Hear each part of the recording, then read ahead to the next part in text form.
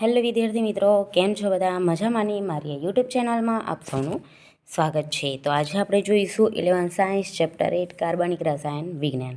તો જો આજનો ટોપિક કેટલા 3 કાલે પ્રકાર જોવાના હતા, એમાં આજે પહેલો જોઈશું કે પ્રેરક અસર. શું છે? પ્રેરક અસર એટલે કે ઇન્ડક્ટિવ ઇફેક્ટ. હવે જો કાર્બન Cl, હવે આ બે વચ્ચે બોન્ડ છે, બરાબર. હવે આ બે અલગ અલગ છે, આ કાર્બન છે, આ ક્લોરીન છે, બે અલગ અલગ છે, બરાબર.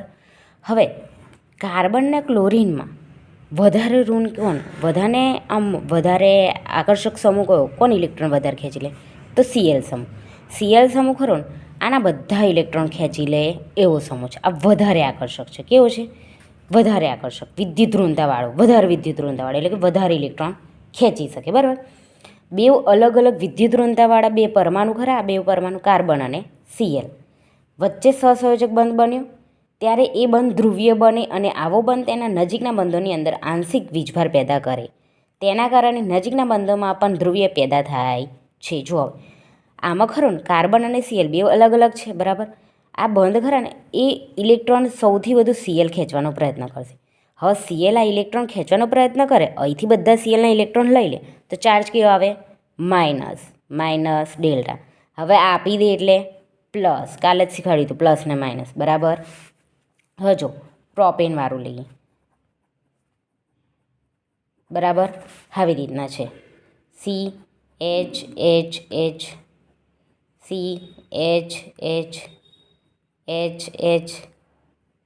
Cl, બરાબર. હવે જો આ બેમાં કોણ વધુ વિદ્યુત ઋણમાં ઇલેક્ટ્રોન ખેંચી લે? કોણ વધારે ઇલેક્ટ્રોન ખેંચી લે? ક્લોરીન. આમ પકડવાનું, આમ નિશાની, બરાબર. ક્લોરીન ખેંચી લે એટલે આમ નિશાની આવશે. કેમ? કારણ કે ઇલેક્ટ્રોન બધા આ ખરા ને, બધા ઇલેક્ટ્રોન કોણ વધારે ખેંચવાની શક્તિ ધરાવે? ક્લોરીન. એટલા માટે આ બાજુ એરો. જો કાર્બન હોત તો આ બાજુનો એરો હતો, પણ Cl છે એટલા માટે આ બાજુનો એરો. ઉપર શું આવશે? Minus delta. હવે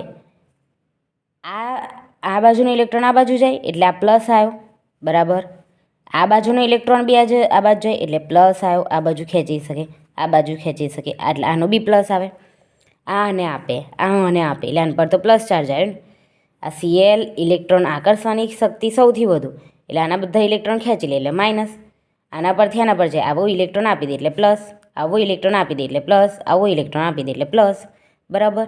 આ ક્યાં સુધી જોવા મળે ખબર? 3 કાર્બન સુધી જ જોવા મળે, એટલે કે આ આટલા સુધી જ જોવા મળે, આનાથી વધારેમાં જોવા મળે નહીં.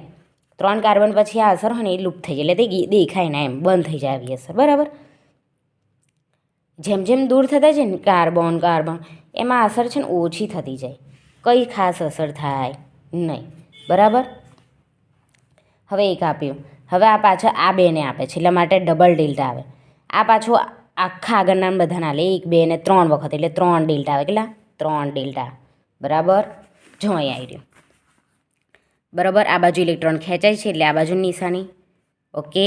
હવે જો જ્યારે અલગ અલગ વિદ્યુત ઋણતાવાળા બે પરમાણુ વચ્ચે સહસંયોજક બંધ બન્યો હોય ત્યારે એ બંધ ધ્રુવીય બને અને આવો બંધ તેના નજીકના બંધોની અંદર આંશિક વીજભાર પેદા કરે.